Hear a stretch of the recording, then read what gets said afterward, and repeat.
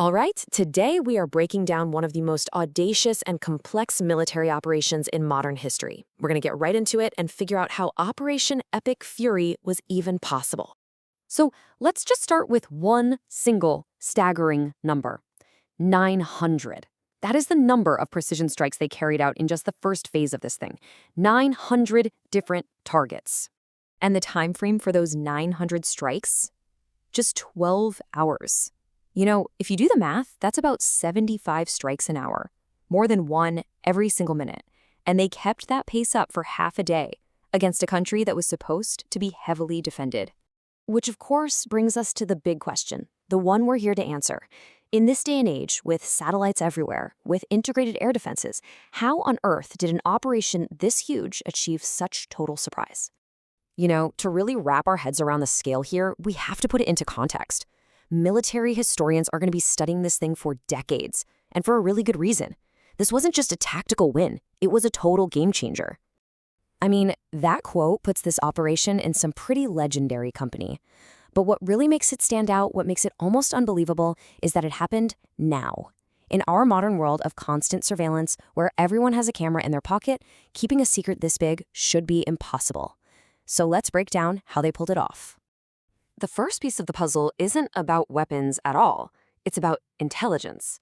See, this wasn't some spur-of-the-moment attack that was planned in a few weeks.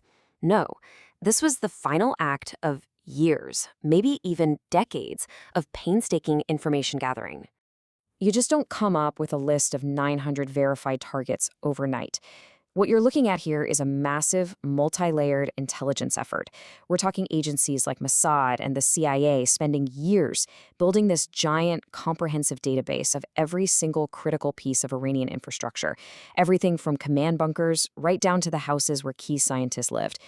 Operation Epic Fury was just the moment they decided to cash in on that long, patient game. Okay, so let's get into the hardware. Hitting this many targets this fast required way more than just a bunch of fighter jets. It took what some are calling a ghost arsenal, this incredibly complex, multi-layered strike plan that we're only now starting to fully understand. Right. The key thing to get here is that this wasn't just one big wave of attacks. It was more like a symphony. You had long-range missiles fired from way outside Iranian airspace. You had cruise missiles coming in from the sea, swarms of autonomous drones sent in to confuse and overwhelm the defenses, and of course, stealth fighters for the really tough, hardened targets. But the real game changer, the part that almost nobody is talking about, is that last layer, assets that were already inside the country.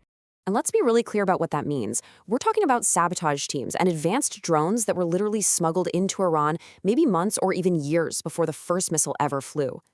This allowed them to launch attacks from deep inside the country, creating chaos and just completely bypassing most of the border air defenses. And hey, this wasn't some brand new idea. We've seen this concept before in past Israeli operations, like the sabotage at the Natanz nuclear facility. That proved it could work. What Epic Fury did was take that covert playbook and just scale it up exponentially. What used to be a scalpel? Well, it just became a sledgehammer. But even with teams on the inside, you've still got to deal with Iran's air defense network. And this is where the invisible weapon came into play. A massive cyber campaign that basically put a blindfold on an entire nation's military. Now, what's so fascinating about this is the contrast. You look at it on paper, and Iran's air defense network seems pretty tough, right? They've got advanced Russian systems, their own domestic stuff. It looks formidable. But the reality on the day of the attack was that a huge chunk of it was completely useless. This quote from the source material just says it all, doesn't it? The cyber attacks didn't have to physically blow up the radars. They just had to cut the lines of communication.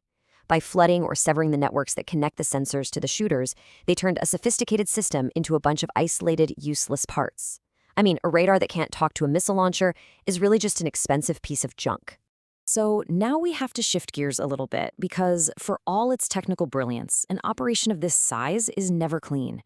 It is chaotic, it is messy, and it comes with some really uncomfortable truths that, often get left out of the headlines. One of those truths is about the surprise itself. It looks like Iran actually knew something was coming. They were moving things around, trying to protect their assets. But they were probably planning for a much smaller strike, maybe 100, 200 targets. Nobody, and I mean nobody, was expecting 900. The sheer audacious scale of the whole thing became the ultimate surprise. And that kind of chaos has a very heavy price. This slide shows a reported friendly fire incident, a coalition partner allegedly shooting down 3 American jets. When you have a sky that crowded, with hundreds of aircraft, and you've got cyber warfare messing with communications, the systems that are supposed to tell you friend from foe can get strained to the breaking point. This is the brutal, messy reality of modern war that you don't always hear about. So, to wrap it all up, how was this even possible? Well, it was a tactical masterpiece for sure, but one that was built on decades of patient intelligence work.